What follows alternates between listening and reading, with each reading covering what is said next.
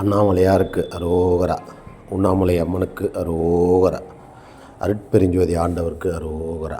எல்லாம் வல்ல இறையருளின் துணையோடு 15 ஆண்டுகளாக திருவண்ணாமலையில், இந்த இடம் எங்கே இருக்குது தெரியுமா? பாருங்கள்.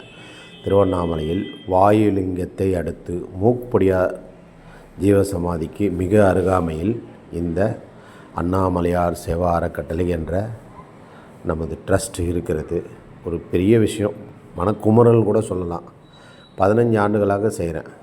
சுமார் ஒரு மாதம் பௌர்ணமிக்கு மார்ச், ஏப்ரல், மே, ஜூன், ஜூலை, ஆகஸ்ட், செப்டம்பர் வரைக்கும் பார்த்திங்கன்னா 1000 கேன் வரைக்கும் தண்ணி கேன் செலவாகும். இன்றைக்கி போட்டுருக்கிறது கேன் பார்த்திங்கன்னா 100 கேன் தான் போட்டிருக்கோம். காரணம், 1000 கேன் போட்டால் தண்ணி கேன் பிடிச்சிட்டு பாட்டிலில் பிடிச்சிக்கின்னு குடிச்சிட்டு போயிடுவாங்க. அதே போல் 60,000 பேர்லேருந்து 1,00,000 பேர் வந்து மூட்டு வலி சூப் சாப்பிடுவாங்க. சூப் சாப்பிட்டு தைலம் வாங்கின்னு போயிடுவாங்க. ஆனால் ஒரு பெரிய விஷயம் என்னான்னு கேட்டிங்கன்னா, காலையிலே எழுந்தோடனே மூலிகை காருக்கு, தண்ணி காருக்கு, தண்ணி வண்டி காருக்கு, பாத்திரங்கள், சாமான் வாடகை காரு, இந்த இடம் வாடகை, இந்த இடத்து வாடகைக்கு, கடை வாடகை, கடை வாடகைக்கு, வேலை செய்கிற ஆட்களுக்கு சம்பளம், இதையெல்லாம் நான் கொடுத்து தான் ஆகணும். இதையெல்லாம் ஒவ்வொரு மாதமும் நான் கொடுத்தா மட்டும்தான் இது நடக்கும். நானும் இதை என் முயற்சியால் தொடர்ந்து செய்துன்னு வரேன். ஒரு சிலர் தான். ஒரு ஐயா வந்து துபாயில் இருக்கிற கண்ணன் ஐயா 4000 ரூபா போட்டார்.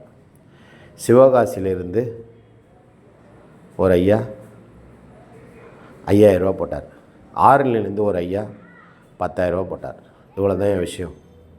இதை டெய்லி அன்னதான சேவைக்கு வச்சுக்கவா, இல்லை பௌர்ணமிக்கு, ஒரு பௌர்ணமிக்கும் பார்த்தீங்கன்னா பாருங்கள், லைன் பாருங்கள்.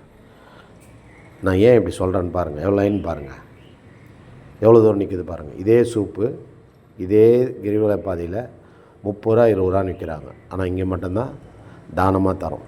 இவ்வளோ பேருக்கும் இது ஒரு சாம்பிள் தான். நேற்று பௌர்ணமி அன்றைக்கி, முந்தின நாள் பௌர்ணமி அன்றைக்கி சுமார் மாலை 5 மணிக்கு பூஜை போட்டு ஸ்டார்ட் பண்ணோம்.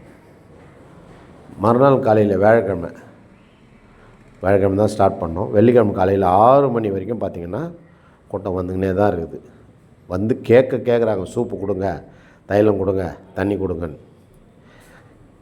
இதை எங்கே போய் சொல்கிறதுனே தெரில எனக்கு. நன்றி. வாழ்க வளமுடன்.